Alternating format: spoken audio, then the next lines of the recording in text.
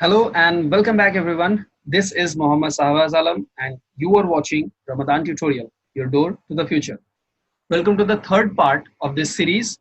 हम आज कर रहे हैं इलेक्ट्रोकेमिकल कैलकुलेशन और इस केमिकल कैलकुलेशन के थर्ड पार्ट में आज हम लोग डिस्कस करने वाले हैं mass volume equivalence. Actually not equivalence, mass volume relation पे based chemical calculation. Mass volume पे जो कैलकुलेशंस होने वाले हैं ये बहुत ही छोटा सा वीडियो बनने वाला है, बहुत ही इजी क्वेश्चंस है.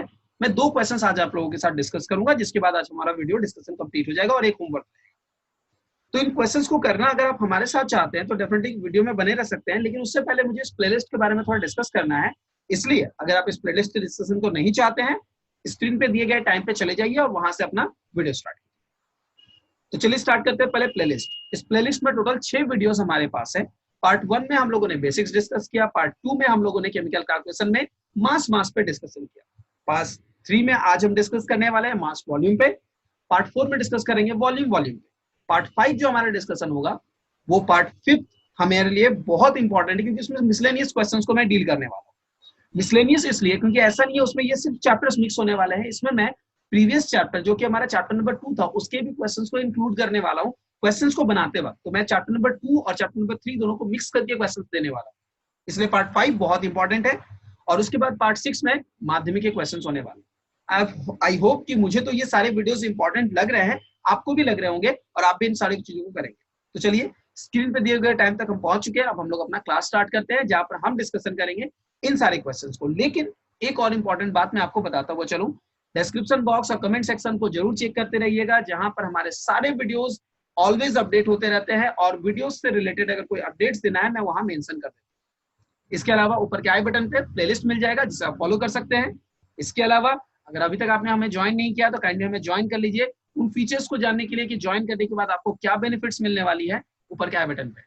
तो चलिए आज का वीडियो स्टार्ट करते हैं और डिस्कस करते हैं मास वॉल्यूम रिलेशन पे बेस्ड क्वेश्चन. तो जैसा कि मैंने अभी आपको बताया मास वॉल्यूम पे बेस्ड रिलेशन पे मैं क्वेश्चन करूंगा. मास वॉल्यूम पर बेस्ड रिलेशन के क्वेश्चंस कैसे होते हैं अगर आप इस बारे में जरा भी सोच रहे हो तो बिल्कुल मत सोचो, बहुत ही इजी क्वेश्चंस होते हैं. बस डिफरेंस ये होता है कि जो हम लोगों ने पिछले क्वेश्चन में नोटिस की थी दोनों तरफ मास दी जाती थी, यानी दोनों तरफ ग्राम होता था. इस बार एक तरफ ग्राम होगा और एक तरफ लीटर होगा या फिर मिलीलीटर होगा.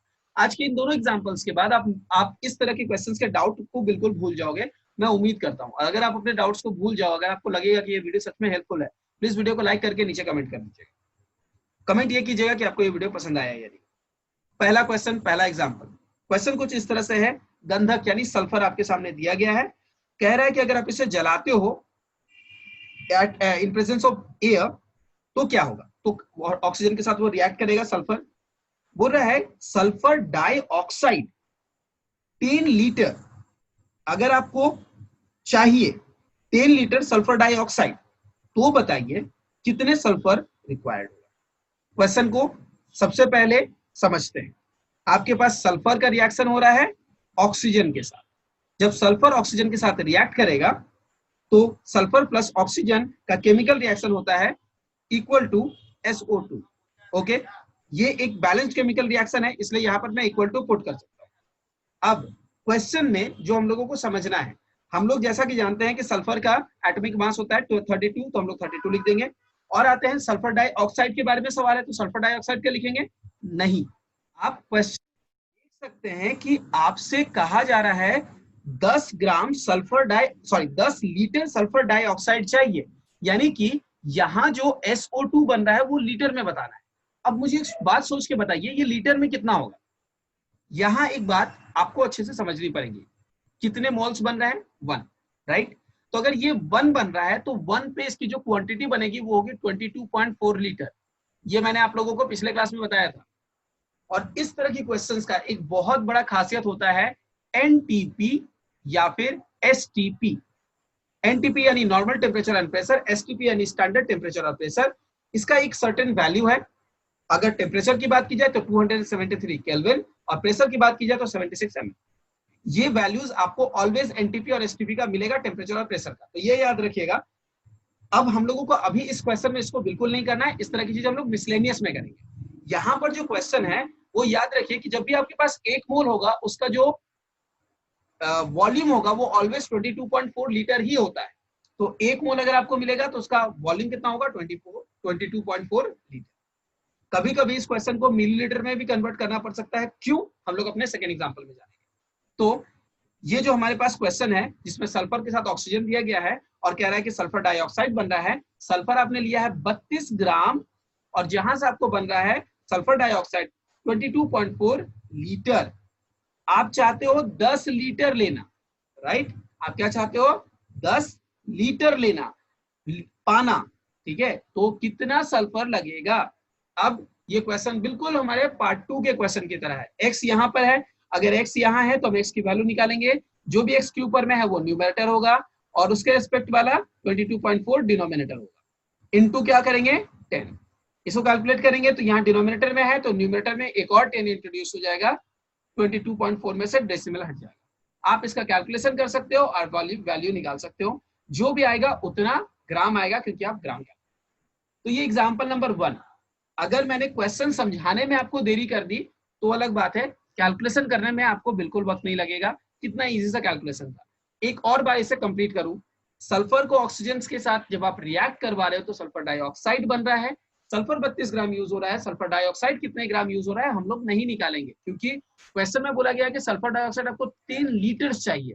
तो यहाँ पर देखिए एक तरफ मास एक तरफ वॉल्यूम है, इसलिए हम लोग उसे मास रिलेशनशिप में डालते हैं और इधर वॉल्यूम की क्वांटिटी लिखनी पड़ेगी 22.4 लीटर। जब हम वॉल्यूम में आएंगे तो हम देखेंगे यहाँ भी वॉल्यूम और यहाँ भी वॉल्यूम लिया जा रहा है और इसके बेसिस पे कैलकुलेशन। थोड़ा सा डिफरेंस आप फील करेंगे जब मैं वॉल्यूम का क्वेश्चंस करवाऊंगा आपको, क्योंकि वहां पर 22.4 लीटर का जरूरत नहीं पड़ेगा। क्यों नहीं पड़ेगा हम अपने उस वीडियो में जानेंगे। तो चलिए आज के सेकेंड क्वेश्चन को करते हैं, रीड करेंगे। सेकेंड क्वेश्चन बहुत ही आसान सा और छोटा सा क्वेश्चन है, बस इसमें डिफरेंस ये है कि फर्स्ट क्वेश्चन में जहां मैंने आपको लीटर में बात की थी, सेकेंड क्वेश्चन में मैं मिलीलीटर में बात करूंगा। तो अगर आपको ये क्वेश्चन ऑलरेडी समझ में आ गया है और आप लीटर मिलीलीटर के कन्वर्सन को जानते हैं तो आपको इस क्वेश्चन को देखने की जरूरत नहीं है, बस एक नए केमिकल कैलकुलेशन के लिए या अगर आप सीखना चाहते हैं तो उसके लिए इसे देख सकते हैं। Example number 2। एग्जाम्पल नंबर 2 में हम जो डिस्कस करने वाले हैं उसमें कहा जा रहा है कि आयरन हाइड्रोक्लोरिक एसिड के साथ रिएक्ट कर रहा है। आयरन मतलब Fe और हाइड्रोक्लोरिक एसिड यानी HCl, ये रिएक्ट कर रहा है और रिएक्ट करके क्या बनाएगा तो आपको पता है Fe और Cl जब रिएक्ट करते हैं तो ये बनाता है FeCl2 और आपके पास बनेगा इसके अलावा हाइड्रोजन। केमिकल रिएक्शन को बैलेंस करने की कोशिश करें, यहाँ प्लस होगा तो यहाँ पर बस हमें एक 2 पुट करना होगा। जैसे आप यहाँ 2 पुट करोगे ये केमिकल रिएक्शन बैलेंस हो जाएगा। हाइड्रोजन 2 हो गया, क्लोरीन 2 हो गया, Fe 1, चलिए बैलेंस हो गया।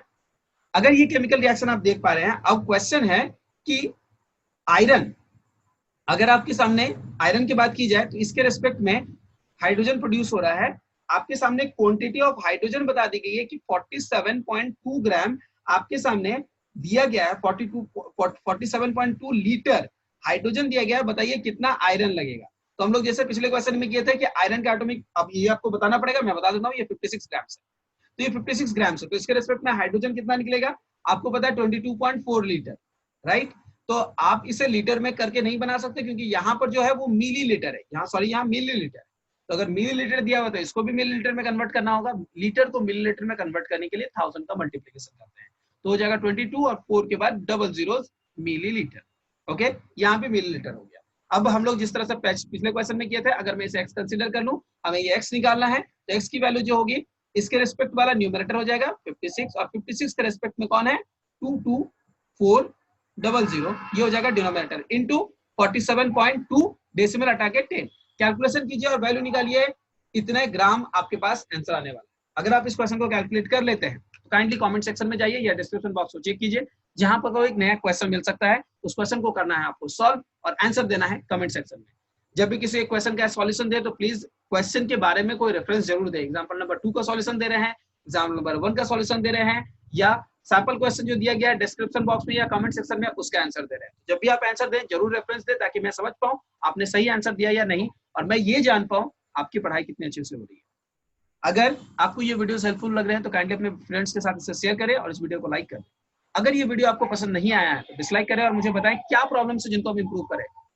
आज की क्लास हमारे इतने दूरी रहने वाला है। Thank you so much, see you in the next class.